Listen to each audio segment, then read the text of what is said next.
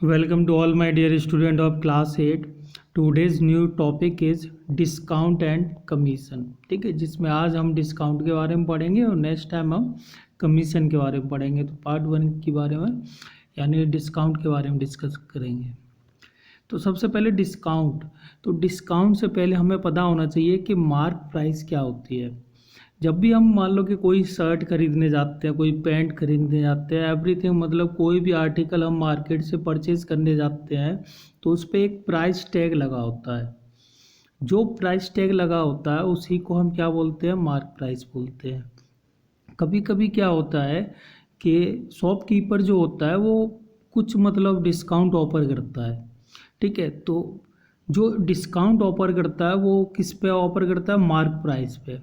ठीक है, mark price मतलब इसमें सब कुछ काउंटेड रहता है कि labouring charge plus cost value, raw material, सारी वैल्यू काउंटेड होती है, जिसमें मतलब शॉपकीपर का भी प्रॉफिट इसी में मार्क प्राइस में इंक्लूडेड रहता है.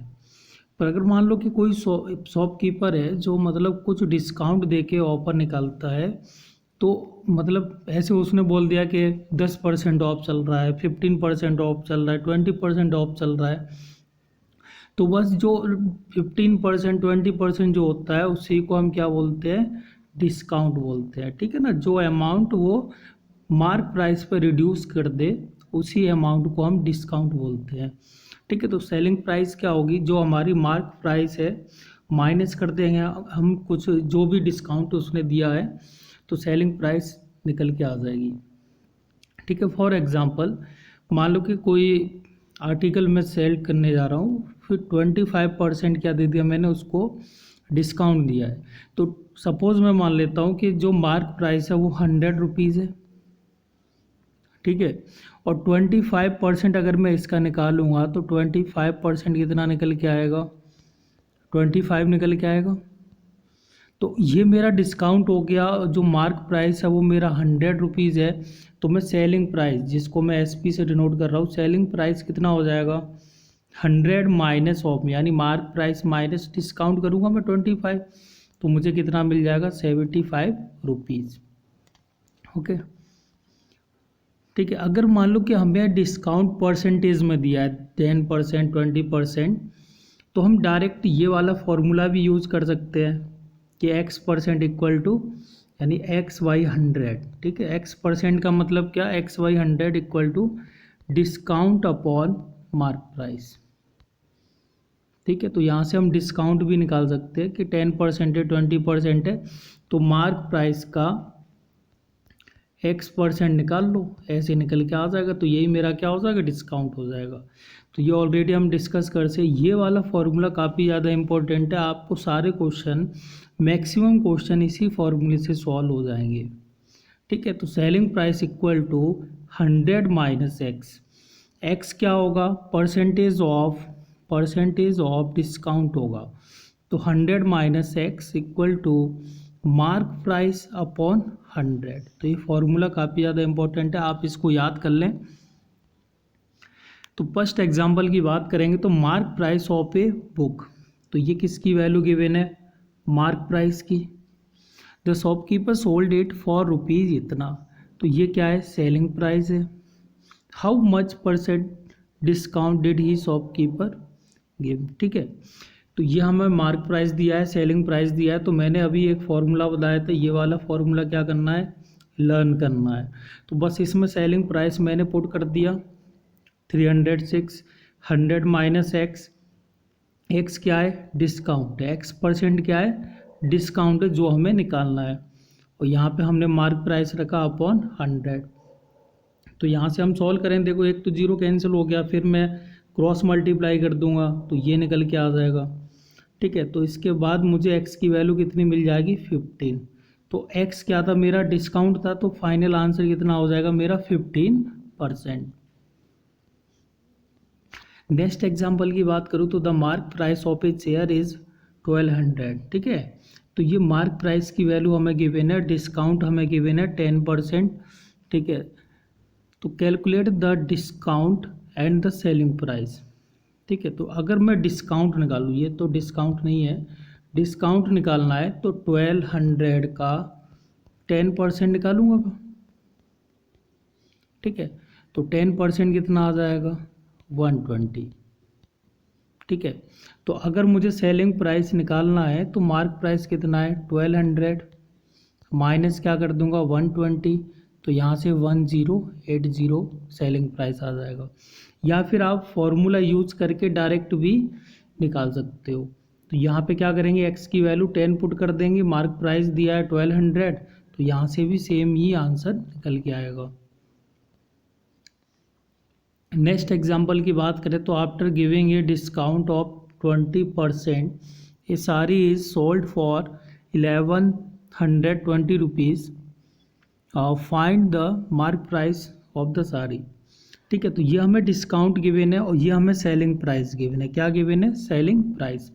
तो बस फॉर्मूला हमें वही यूज करना है। तो सेलिंग प्राइस वैल्यू रख दी मैंने, एक्स की वैल्यू डिस्काउंट की वैल्यू रख दी और मार्क प्राइस को मैंने एमपी मान लिया। तो बस यहाँ से सॉल्व करके क्या आ जाएगा मार्क प्राइस निकल के आ जाएगा, वो कितना आ जाएगा 1400। नेक्स्ट एग्जाम्पल की बात करूँ तो ये shopkeeper decide to sell a certain item at a certain price. Means shopkeeper कोई भी मतलब आर्टिकल खरीद रहा है किसी भी प्राइस पे। He makes the price of the item by increasing the decided price of 30%। Suppose मान लो कि उसने कोई भी प्राइस मान लो कि 100 रुपीज़ थी पहले, अब वो क्या कर देगा इसको 30% इंक्रीज़ कर देगा। ठीक है, तो 30% इंक्रीज़ करेगा तो कितना हो जाएगा 130 रुपीज़ हो जाएगी अब उसकी। सपोज कर लिया हमने। While selling the item he offer 20%।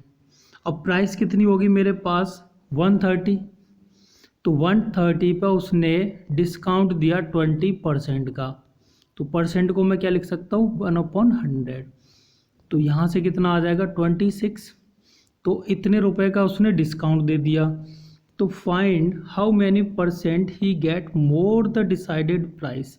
तो अभी मेरी कितनी आई 130 आया था और 20% यानी 26 का मैंने डिस्काउंट दे दिया, तो मुझे कितना मिल जाएगा 104। ठीक है, अगर मैं देखूँ तो मेरी कॉस्ट प्राइस पहले कितनी थी 100, अब कितनी है 104। तो अब इन दोनों का अगर मैं डिस्काउंट देखूँ तो कितना ज़्यादा ग्रेटर मिलेगा मुझे 4 मिलेगा।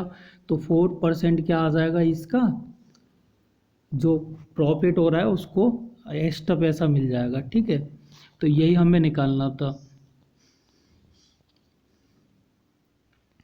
नेक्स्ट एग्जाम्पल की बात करूँ, on a certain item a shopkeeper gives 8% discount to the customer. ठीक है, यानी कितना डिस्काउंट दे रहा है वो 8% दे रहा है and still he get 15% profit. 8% discount देने के बाद भी वो 15% का क्या हो रहा है उसको प्रॉफिट हो रहा है। If the mark price of the item इतनी, मार्क प्राइस हमारा ये है, तो what is the cost price of the item of for the shopkeeper. Means हमें वो प्राइस निकालनी है जो शॉपकीपर ने परचेज किया है पहले से। ठीक है, तो देखो हमें मार्क प्राइस दिया हुआ है 1750 रुपीज़, डिस्काउंट कितना है 8%। तो मैं यहाँ से टोटल डिस्काउंट निकाल लूँ, तो ये मैंने टोटल डिस्काउंट निकाल लिया 8%। ठीक है, तो अभी इस डिस्काउंट को अगर मैं मार्क प्राइस में से माइनस करता हूँ तो क्या मिलता है मुझे सेलिंग प्राइस। तो ये फाइनली मेरी क्या आ गई सेलिंग प्राइस निकल के आ गया। अब मुझे पता है कि ये जो सेलिंग प्राइस है इस पर उसने कितना प्रॉफिट लिया है 15%।